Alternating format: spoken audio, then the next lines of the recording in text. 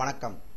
அன்பார்ந்த இணையதள நேயர்களை மீண்டும் www.qcrc.in என்ற இணையதளத்திற்காக நியூஸ் தமிழ் செய்தி அறிக்கையில் உங்களை சந்திப்பதில் பெருமகிழ்ச்சி அடைகிறோம்.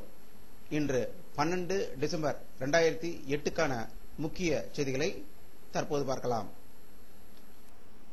சமையல் எரிவாயு மற்றும் டீசல் விலையை குறைக்க வேண்டும் என்று ஐக்கிய முற்போக்கு கூட்டணியில் அங்கு வைக்கும் திமுக, சமாஜ்வாடி உள்ளிட்ட கட்சிகள் பாராளுமன்றத்தில் வலியுறுத்தியதாக டெல்லியிலிருந்து செய்திகள் வந்து கொண்டிருக்கின்றன.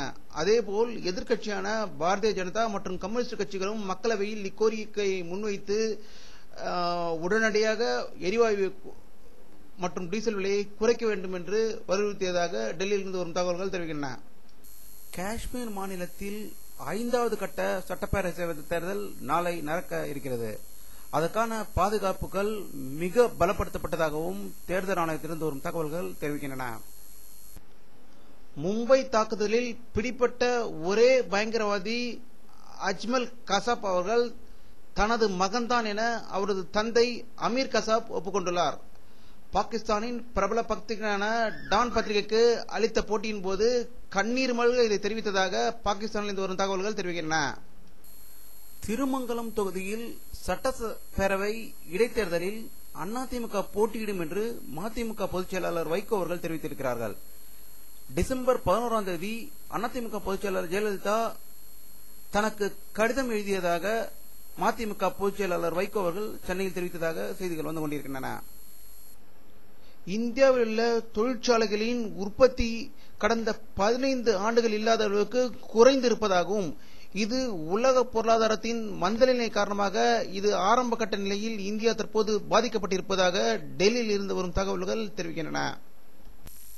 நாளை மிஸ் வேர்ல்ட் இறுதிச் சுற்று பெல்வாரா இந்தியாவின் பார்வதி ஓமனக்குட்டன் 202ஆம் ஆண்டுக்கான மிஸ் வேர்ல்ட் அழகி போட்டி இறுதிச் சுற்று நாளை ஜோஹான்ஸ்பர்க் நகரில் நடைபெறுகிறது.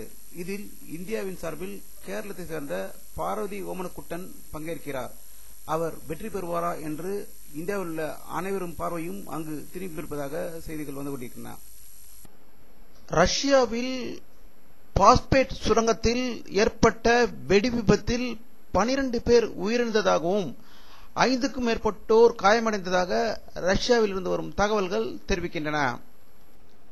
இலங்கையில் இலங்கை ராணுவத்திற்கும் எல்டிடிக்கும் கிளிநொச்சி பகுதியில் கடும் சண்டை நிகழ்ந்து வருவதாகவும், அங்கு நேற்று 90 பேர் இருந்ததாக அதனுடைய செய்தி நிறுவனங்கள் வெளியிட்டிருந்தன.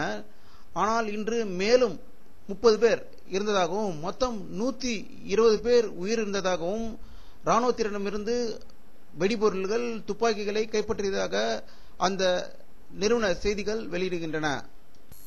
நேபாள நாட்டில் நேற்று இரவு சுற்றுலா சென்றுவிட்டு திரும்பிக் கொண்டிருந்த பள்ளி மாணவர்களின் பஸ் விபத்துக்குள்ளாகி 23 பேர் இறந்ததாகவும் 64 பேர் காயமடைந்ததாகவும் அங்கிருந்து வரும் தகவல்கள் தெரிவிக்கின்றன.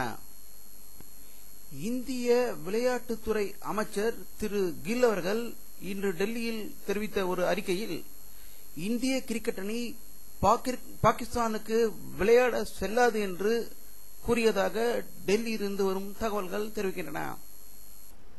இங்கிலாந்துக்கு எதிரான முதல் டெஸ்ட் கிரிக்கெட் போட்டியின் 2ஆம் நாள் முதல் இன்னிங்ஸ் ஆட்ட நேர இறுதியில் இந்தியா 6 விக்கெட் இழப்பிற்கு 155 ரன்கள் எடுத்ததாகவும், முன்னதாக முதல் இன்னிங்ஸில் இங்கிலாந்து 316 ரன்கள் எடுத்து ஆல் அவுட் ஆகியதாக சென்னை சேப்பாக்கத்திலிருந்து வரும் செய்திகள் தெரிவிக்கின்றன. வானிலை அறிக்கை. இன்று 12 டிசம்பர் 2008 பிற்பகல் 3 மணி அளவில் எடுக்கப்பட்ட சேட்டலைட் படத்தை தற்போது பார்க்கிறீர்கள். தமிழகத்தில் மேகமூட்டம் எதுவும் இல்லாமல் இருக்கிறது. வங்கக்கடல் மற்றும் இந்திய பெருங்கடலில் தான் மேகமூட்டங்கள் அதிகம் தெரிவது காணப்படுகிறது. ஆனால் அடுத்த ஒரு சில நாட்களுக்கு மழை குறைவே என்று இந்த படம் மூலம் தெரிகிறது. இத்துடன் இந்த செய்தி அறிக்கை நிறைவடைகிறது. மீண்டும் நியூஸ் தமிழ் செய்தி அறிக்கையில் உங்களை சந்திக்கும் வரை உங்களிடமிருந்து விடைபெறுவது உங்கள் கே பாலாஜி. நன்றி.